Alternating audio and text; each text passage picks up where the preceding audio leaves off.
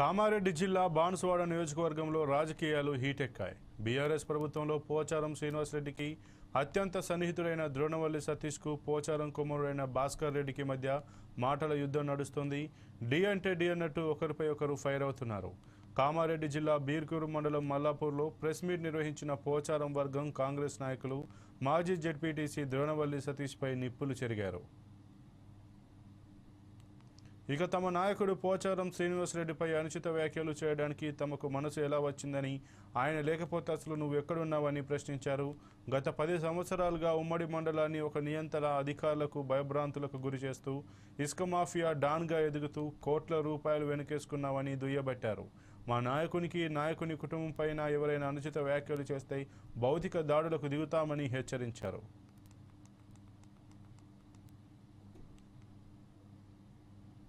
లో కానీ సిడిఎఫ్లో కానీ నిధులు ఇస్తే ఆయన పని చేయమంటే నేను పని చేసిన ఈరోజు బిల్లులు ఇప్పించాల్సినటువంటి బాధ్యత పోచారం శ్రీనివాసరెడ్డి గారి మీద నువ్వు మాట్లాడుతూ ఉన్నావు. నేను అడుగుతా ఉన్నా, బీర్పూర్ మండలంలో 100% పనులు నువ్వే చేసినావు కదా. ఇంతకుముందు మా నాయకులు చెప్పినట్టు బీర్పూర్ మండలంలో 22 మందితో కమిటీ వేసినావు కదా.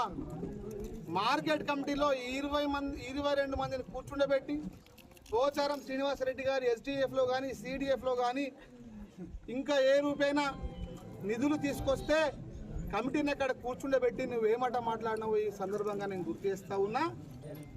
ఎస్డిఎఫ్ సిడిఎఫ్ నిధులు ఆలస్యం అవుతాయి. మీరంతా కూడా పేదోళ్ళు ఉన్నారు, మీరు పని చేయగలుగుతారా? మీరు పని చేస్తే బిల్లులు మరి ఇప్పట్లో రావు, ఆలస్యం అవుతాయి, మీరు ఇబ్బందుల పాలవుతారు అని చెప్పి ఏ ఒక్క నాయకుడికి కూడా పని చేయనీయకుండా నువ్వు బెదిరించి ఉన్న వర్కులన్నీ ఉన్న పనులని 90% పనులు నువ్వే చేసినావు కదా. ఇది ఎవరి పాపం అని చెప్పి అడుగుతా ఉన్నా. ఎవరికి కూడా ఏ ఒక్క నాయకుడికి కూడా పని ఇవ్వకుండా బీర్పూర్లో 100% పనులు చేసింది నువ్వే. ఏ నాయకుడికి పని ఇవ్వకుండా మొత్తం 100% పనులు చేసింది నువ్వే. కాబట్టి మా నాయకుడి మీద అనడం నువ్వు సరికాదని చెప్పి సందర్భంగా నేను తెలియజేస్తా ఉన్నా. మా నాయకుడు మంచోడు, మా నాయకుడిది పెద్ద మనసు, మా నాయకుడిది పెద్ద ఆలోచన. మా నాయకుడు ఎవరిని కూడా అనగా తొక్కడు, ఎవరి జోలికి రాడు. ఆయన బాన్సువాడ నియోజకవర్గంలో ప్రజలకు ఏ విధంగా మేలు చేయాలి, ప్రజలకు ఏ విధంగా నిధులు తీసుకురావాలి, ఎక్కడ రోడ్డు కట్టాలి, ఎక్కడ మోరి కట్టాలి, ఎక్కడ నల్ల కట్టాలి, ఎక్కడ నాల కట్టాలి, ఎక్కడ గుడి కట్టాలి,